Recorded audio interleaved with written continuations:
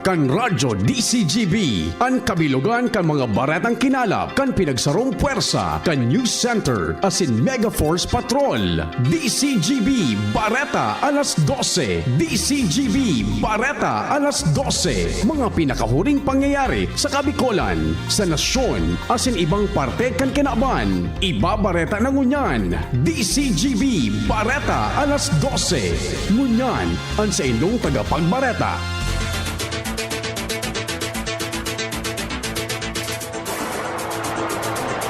Marhay na ito mga tugang Biyernes po ngunyan, petsa 13 sa bulang kan Septyembre 2024. Ini ang bareta alas 12 sin kami ang sendong magiging mga tagapagbareta. Ako po si Jasmine Baloloy. Ako man po si Mardilab Daingiba. Enot sa headlines at ang darakulang mga bareta sa lado lokal.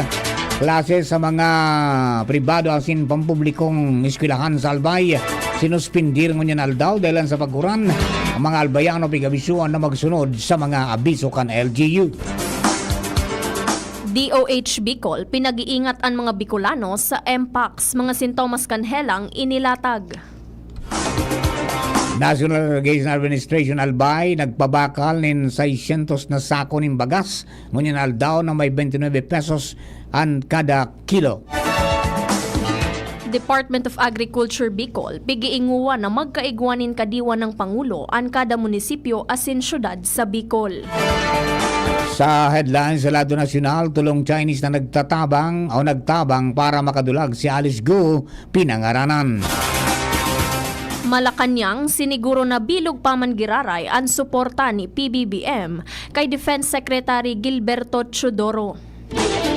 Executive order sa pagban sa Pogo iluluwas na sigun sa PAOK.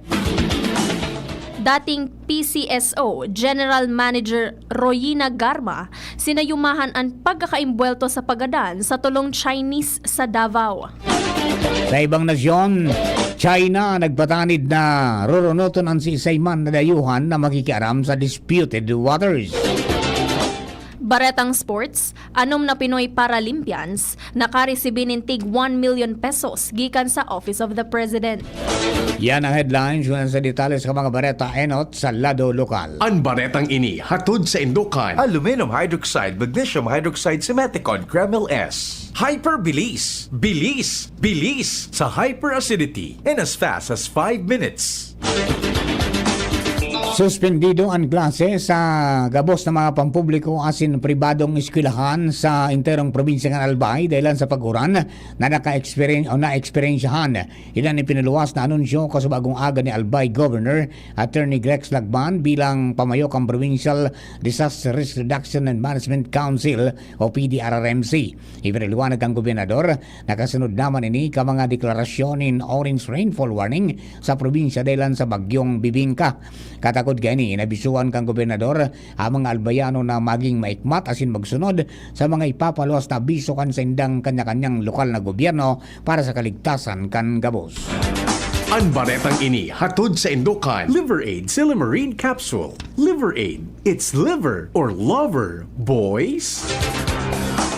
Pinag-iingat kan Department of Health Bicol Center for Health Development ang mga Bicolano sa posibleng epekto asin pagkakaigwan in monkeypox o mpox virus. Ipanaliwanag ni DOH Bicol Regional Epidemiology and Surveillance Unit Head Dr. Aurora Teresa Daluro ang mpox ang sarong health emergency alagad bako pandemya. Pwede ining maipasa sa paagi kan skin to skin, mouth to mouth asin mouth to skin. Kaibahan sa mga sintomas kan siring na helang ang pagkakaigwanin kalintura, pagkulog nin payo asin mga kasukasuan, back pain, pangluluya asin kulani.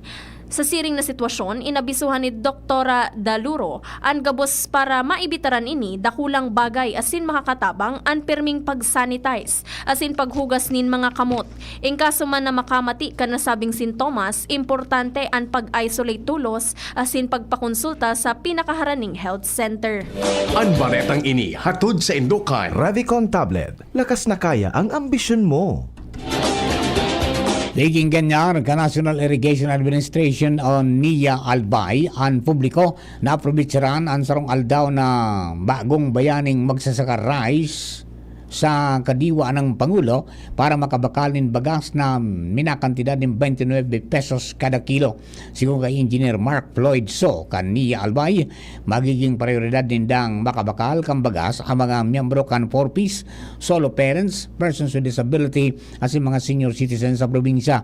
Pigpaliwanag ni Engineer So sa nasabing aktibidad, parte man kan farm support program kanahan siya kung saan nagtatao sindanin subsidiya sa mga paraoma na magagamit para sa pagtanom ng paroy mantang pagpanahon na kang anihan, babakalon manggiralan ninda ang mga ani kaini para may pabakal sa publiko sa baratong kantidad. Sinabi ng Engineer So na sa probinsya kan Albay nasa 600 na sako nin bagas na tig 10 kilos ani papabakal. Kung saan ang kada persona man pwedeng magbakal nin 10 kilos kada persaro. Sigon kay Milanio Banyares Jr., Pamayokan Farmers and Irrigators Association Salbay, na naging matrayumpo ang siring na programa kang gobyerno dahil sa natabangan na ang mga paraoma na makabakal nin farm inputs na gagamiton sa pagtanong masin makabakal man nin bagas ang mga albayano. Pigiinguwa kan Department of Agriculture Bicol na an kada munisipyo asin syudad sa Bicol Region an magkaigwanin kadiwa ng Pangulo na matindanin manlain-lain na mga basic commodities. Kaibahan an 29 pesos na kada kilo kan bagas hale sa National Irrigation Administration. Sigon ini kay DA Bicol Regional Executive Director Rodel Tornilla, kung sa iyang ipinaliwanag na dakulang bagay ini sa mga pamilyang Bicolano para man makataonin oportunidad na makabakal nin mga produkto sa hababang kantidad. Sa ibong kaini siniguro man ni Tornilla na padagos sinda sa pagpautob kan sa indang mandato na dugangan an ipigtataong asistensya sa mga parauma para masiguro na supisyente ang supply nin pagkaon sa rehiyon. Sa dagdag na baretang lokal, pinanginutan ka Department of Information Communications Technology o DICT Bicol ang sarong cyber range exercises sa probinsya kan Albay kanakalis na aldaw. Sigon kay DICT Cybersecurity Bureau Director Rodil Aniban, katuyuhang kaining mapakusog ang technical skills ka mga empleyado kang gobyerno para sa makaskas na pagresponde sa real-world cyber attacks. Sinabi na Aniban na magkakatabang man ini para magkaigwanan nin ideya ang mga lokal na gobyerno manungod sa presenting patakot o cyber threats sa palibot kay banana ang phishing attack, ransomware asin ang data breaching. 50% kompleto ang konstruksyon kan multi-purpose building kan Coast Guard District Bicol. Ini ang pinagkumpirmar kan komandansya sa pangingenot ni Commodore Philip Soria kung saan ang state-of-the-art facility ang maserbe bilang dugang na espasyo para mapakusog ang sa indang pag-utob kan sa indang trabaho. Makakatabang ini poon sa koordinasyon para sa search and rescue missions, sagkod sa pagmanihar kan maritime safety and environmental protection asin iba pa. Sinabi ni Soria na ang proyekto na ini ang narealisar sa pagtatarabangan kan manlain-lain na opisyal kan gobyerno asin individual sa Kabikolan. Mientras tanto, sobra sa 1,500 na mga residentes kan manlain-lain na residentes man kan primer distrito o kaya asin segundo distrito kan Albay an matatawan ngunya na aldawnin asistensya pinansyal kan Department of Social Welfare and Development Bicol. Sigon sa ahensya, sa irarom ini kan sa indang ayuda para sa Kapos ang Kita Program o AKAP na itatao sa mga pamilyang kwalipikado asin pinag-endorso kan sa indang kanya-kanyang lokal na gobyerno. Ang distribusyon pigibong niyan sa Embarcadero de Legazpi sa Legazpi City na inatindiran man kan mandainlain na lokal na opisyal kan syudad asin ang representante kanako Bicol Party List. Sobra sa 3.8 milyon pesos na kantidad nin illegal na droga ang nakumpiskar kan mga kapulisan kan Police Regional Office 5 sa nakalihis na 24 oras. Sa impormasyon na ipinaluwas kan komandansya na sa tulong operasyon, ang ipigkondukta ninda na nagresulta nin pagkakakonfiskar nin sobra sa 565 gramo nin pigtutubudan na shabu hale sa tulong persona. 30 mga persona ang may kinakahampang na kaso ang nadakop sa manlain-lain na parte kan rehiyon, duwa ang dahil sa illegal gambling asin sarong persona naman ang dahil sa possession of loose firearms. Ang nasabing akumplishmento kan komandansya nagpapahiling na sinda ang dedikado sa indang mandato na mapugulan asin dakupon ang mga personang nagigiwunin illegal asin may pagbayular sa ley. Mga tugang primerong parte yan, kasatuyang bareta alas 12 mga bareta sa lado lokal. Ang bareta nato sa lado nasyonal. Ibang nasyon, sports sa iba pa, makalis lamang po kayo ni. Kaming magtutropa, laging ganado. Sa trabaho, Ganado! Sa pamilya, Ganado! At syempre, kapag good times, ganado! Ang mga selebrasyon kasama ang tropa, walang katulad basta may moderation, healthy lifestyle, at Liverade. Ang Liverade ay may silimarin na maaring makatulong sa kalusugan ng atay. Araw-araw kaming umiinom ng Liverade dahil kami ay Ganado sa kalusugan! Liverade! It's Liver Lover, boys! Mahalagang paalala, ang Liverade ay hindi gamot at hindi dapat gamiting paggamot sa anumang uri ng sakit. Tulong proteksyon at pambalakas sa kalusugan ng atay. Liverade Silimarin Capsule. Mabibili sa mga leading drugstores nationwide. May iba't ibang karamdaman ka ba gaya ng high blood pressure, diabetes, sakit sa puso, sa kidney, sa atay, may myoma, na stroke, may gallstones, cancer at marami pang iba? Ang Amazing 4 ng Miracle Health Corporation ang subukan mo. Makakatulong dahil mula ito sa epektibong Amazing Trio at mas lalo pang pinalakas dahil sa Mega 1 na mayroong 21 sangkap. Subok ng nagpapalakas ng immune system at marami na ang mga natulungan na mayroong iba't ibang karamdaman. Huwag nang patagalin pa. At magpakonsulta. Maaaring pumunta kay Doc Joey Bitito sa Barangay 18, Cabangan West, Legazpi City, kaharap lang ng Bangko Sentral ng Pilipinas. O tumawag sa 0998-975-8121 or 0917-853-8933 para sa free consultation sa natural medicine. Mapapanood din ang serbisyong natural, kalusugan at bayanihan sa YouTube channel at sa Facebook page na Doc Joey Bitito.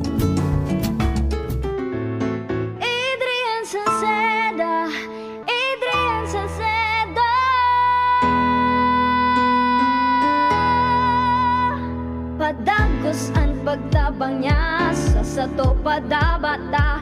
Yan ang satong alkalde sa banwaan ni Polanggi. Taon-taon kada ko lang mga naginibuhan niya. Idolo padabata si Adrian Salceda. Tunay na aki kan tercer distrito. Nonoy kap Adrian sa tuyang idolo. Adrian Salceda, padaba siya kan masa. Alcalde kan Polanggi, mayor nonoy kap ikana. Adrian Salceda, pag-asenso na matitra. Banuan kan Polanggi, kay mayor nonoy kap. Ubo, plemang nakabara, hirap sa paghinga. Dapat may dalang ginhawa. Kaya lagi kong bitbit, Plemex Forte Capsule. Ang Plemex Forte Capsule ay gawa sa halamang lagundi. Ginhawa sa ubo at hika. Magaan dalhin, madaling inumin. Plemex Forte Capsule. Basta lagundi, Plemex. Vitex Lagundo L is the generic name of Plemex Forte. If symptoms persist, consult your doctor. Tanggal ang plema, tigil ang ubo. Maluwag ang paghinga sa Plemex Forte. Basta lagundi, Plemex! Ang Plemex Forte Lagundi Capsule ay mabibili sa pangunahing butika o drugstore na malapit sa inyo.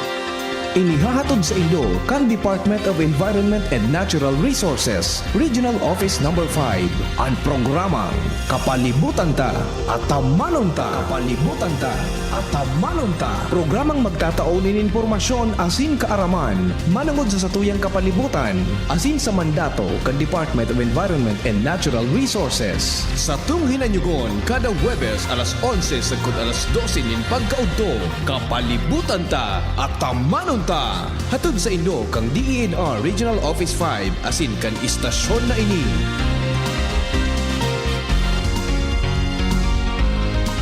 Ang Albay Electric Cooperative Incorporated or ALECO nagaako na nin mga aplikasyon para sa Lifeline Subsidy. Ang mga kwalipikado digdi iyo ang mga Pantawid Pamilyang Pilipino Program or 4-piece beneficiaries asin itong mga marginalized consumers. Para sa mga miyembros kan 4-piece, kaipuhan sa aplikasyonan sa inyong 4-piece ID asin latest bill. Para sa non-4-piece o itong mga marginalized consumers, ang mga requirements iyo ang mga minasunod. Certification halay sa Social Welfare and Development Office sa indong syudad o munisipyo na nagpapatunay na ang aplikante sa rong low-income earner base sa latest poverty threshold na ipigmuk na kan Philippine Statistics Authority government-issued ID asin latest bill. Pagirumdom na ang diskwentong ini otomatikong ia-apply sa monthly consumption kan mga kwalipikadong aplikante na day mahalangkaw sa 25 kilowatt hours. Ipasa ang mga nasabing requirements kasabayan ng accomplished application form sa ALECO Service and Collection Office sa indong lugar. Kung kwalipikado ka, dai na magduwa-duwa. I-avail na ang subsidiyang ini ka-ALECO. Nagtatabang na poong bata ito, sinda kita ika-ako Bicol, na matita ang totoong serbisyo. Hanggang ngunyan, ako Bicol lang sa puso ko. Igwang tabang sa turismo asin pag-asenso, may mga scholar na nagkaigwang trabaho, kadakol na mga naginibo, lalo sa mga para o matius na pamilya pa. Senior citizen asin ka-hobenesan yan. Ang AKP, ako Bicol. Ako Bicol Party List. Katabang na, kasurug pa. Thank you kong Joey Salceda. Habang sa agrikultura, turismo, infrastruktura, finansya, tabang medikal. Thank you kong Joey Salceda. Buhay natin mas sumasaya pag si Joey ang kaiba. Dahil natin ang pangangamba kong Joey Salceda. Highest rating approval ang sa tuyang congressman. Albay ahead ang atang lahat kong Joey Salceda. Albay ahead ang at lahat, oh. Albay ahead ang at lahat, oh. Kong Joey Salceda. Sa bareta niya to sa Lado Nasyonal, pinangaranan sa Senado ang tulong foreigner na nag-facilitate kang pagdulag ni Alice Gu o Gu Wafing asin sa mga kasabwat kay ni pasiring sa Malaysia, Indonesia asin Singapore kan Hulyo. Kay banan digdi si na Duan Ren Wu, top executive kan Whirlwind Corporation at agsadiri kan lote na kinatindugan kan Lucky South 99 Pogo Hub. Wang Ziyang asin Zhang Ji, presidente kan Lucky South 99. Si Wang Ziyang ang pigsasabing boss kan gabos na mga boss sa Pogos na pag-araman na ang tulong Chinese National ang nag-book kan hotel asin nag-ariglar ka mga biyay kang grupo ni Guo sa paagikan contact sa ground. Sa separadong entrevista kay PAOK Executive Director Gilbert Cruz sa Senado, sinabi kay Nina sa sayang pagkaaram sa rong boss sa mga Pogo at may pugol kan 5 passports na kinabibilangan kan St. Kitts and Nevis, China, Cyprus, Dominica asin Cambodia. Piglinaw kan Malacanang na dai natatanyog ang bilog na tiwala asin kumpiyansa ni Presidente Ferdinand Marcos Jr. kay National Defense Secretary Gilberto Gibo Chodoro Jr. Ginibo ni Presidential Communications Office o PCO Secretary Cesar Chavez ang pahayag matapos na maglakop sa social media ang pigsasabing pagdimitir sa pwesto ni Chodoro. Tinauwanin doon ni Chavez na ang mga uring-uding na suhay digdi iyo ang mga makasupog na pagbalong magpawagas ni sirintikan sa sarong organisasyon na nagkakasararo sa pagprotehir sa mga namamanuaan asin pagdepensa sa iyang teritoryo. Apisar kan okupado sa magkakaibang misyon. Sinabi pa ni Chavez na magkakanigo sana na iwasan ang mga nakakabawas sa moral na politika na wara manin lugar sa indang lado.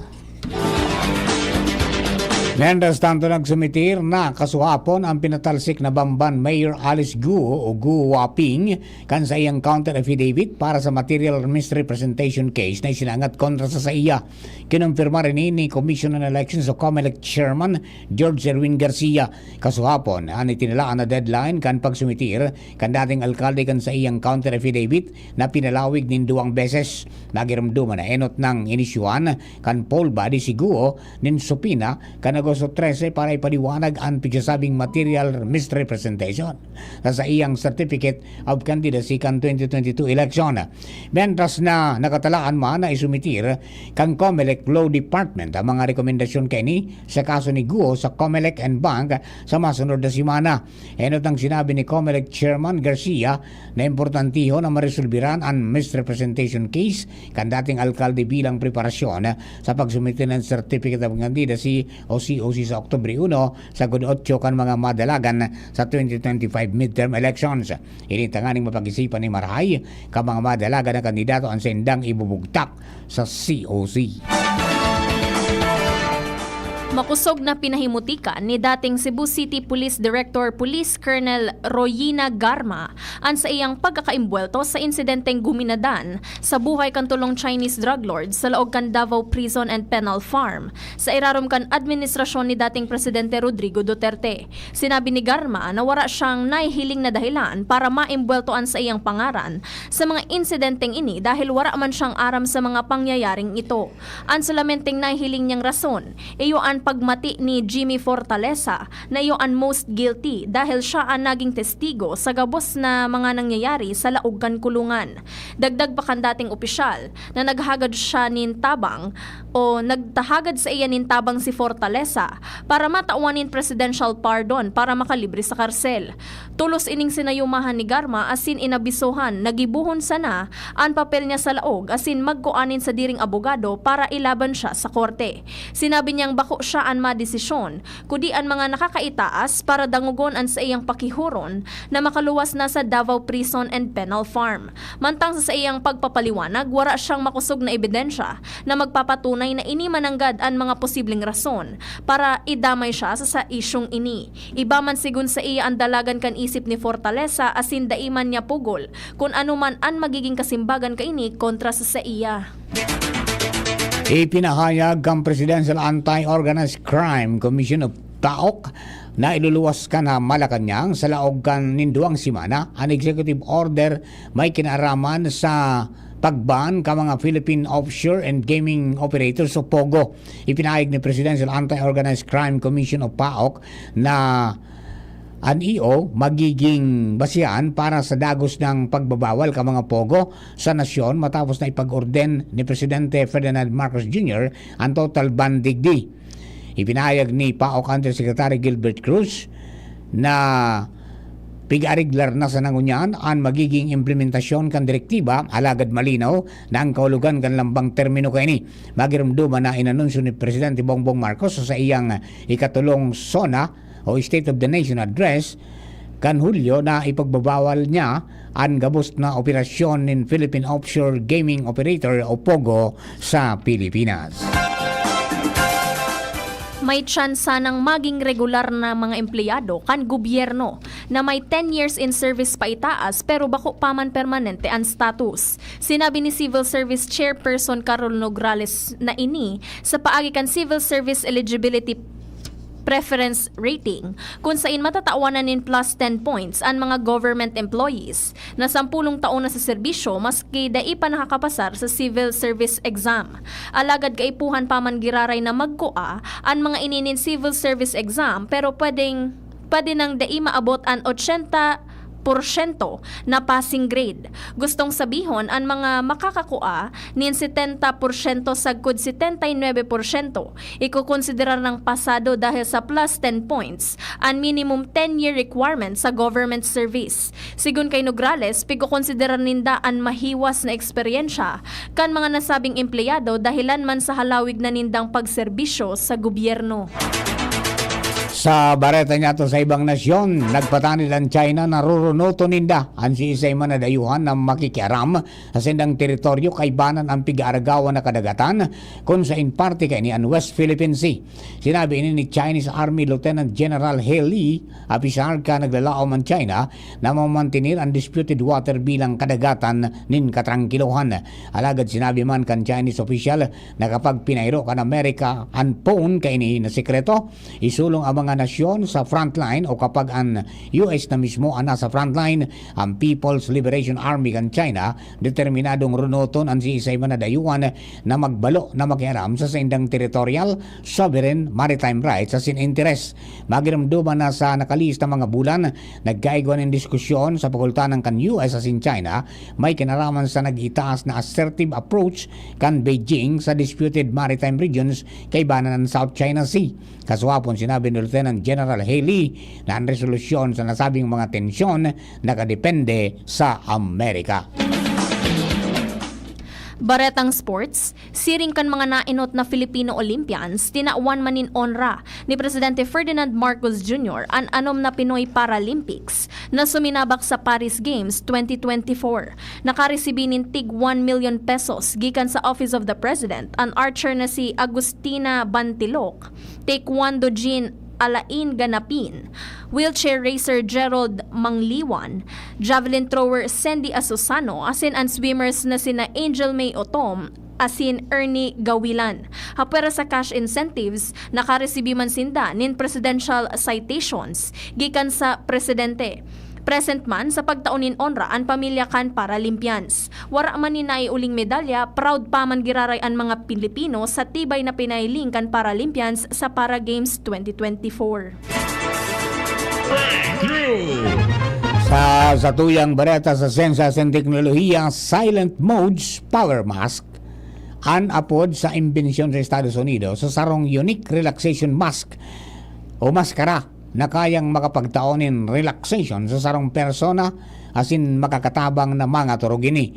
Ang Silent Modes Power Mask kayang mag-eliminate nin visual asin auditory distractions na makakatabang tanganing magkaigwanin marhay na katurog asin marhay na paghangos. Sigon sa mga nakaimbento kini, oras na makasulog o nakasulog ang sarong persona kini, tulos siyang makakarelax asin magkakalma ang sa iyang nervous system asin mapunang mag-meditate sa good na mga turog. Sarong professional stunt driver ang nakapagrehistro nin world record matapos siyang mag-bungee jump o maglukso sa kay kan sarong kotse. Si Laurent Lasco ang record holder kan titulong highest car bungee jump. Ini matapos siyang maglukso sa kay kan sarong sports utility vehicle hali sa sarong crane na may langkaw na 213 feet. Nangyari ang record-breaking attempt ni Lasco sa sarong business district sa Pitou area sa Paris, France. Matapos ang matrayumpong paglukso, tulos na itinao ang certificate kay Lasco kan Guinness Adjudicator. Apara sa pagiging stunt driver, si Lasco ang saruma na professional car racer. Septyembre 13 kan taon 1957 o 1957, kanamundag sa Batac, Ilocos Norte si Ferdinand Romualdez Marcos Jr. Si Marcos an mas midbid sa iyang initials na BBM asin siya man an ika-17 presidente kan Republika kan Pilipinas sa Sangguniang. Siya an aki ininda dating Presidente Ferdinand Marcos Sr. asin dating First Lady Imelda Romualdez Marcos. Happy birthday, Mr. President. Magatugay na po ang kabilugan sa tuyang alas 12 mga bareta at tinipon na kinalap sa DCGB News Base. Sa pangarang kastodyang nakatuwang sa pagsurat kan mga bareta, Angel Mustaza. Lado technical, kasabay nato dyan si Ronald Baldo. Tiring man sa DCGB Social Media Department, katuwang ta dyan si Jerome Nico Martinez. Hello kay Kuya King Rinaldo, partner. Diyan po sa nagantabay, listening and watching from Bangkiruan. Tiring man si Sir Rolly Alvarado diyan po sa Pasay City. Asin si Papa P, nakantabay. Sa mga nakantabay po sa DCGB 729 kHz sa pitang ka mga radyo. Sa DCGB Live YouTube channel. Sa DCGB Live, papasin sa DCGB News Online Facebook page. Kami po ang sino mga naging tagapagbareta. Ako po si Jasmine Baloloy. Ako man po si Marnila Dainiba. Thank you for keeping us company. God bless the Philippines. Sa Sa indong nadangog, ang mga darakulang bareta ngunyan na aldaw. Ang tabayan ng giraray sa aga, ang sarupang edisyon kan DCGB Bareta alas 12. Abangan ang masunod na programa. Kapag nagkakaedad na, mas importante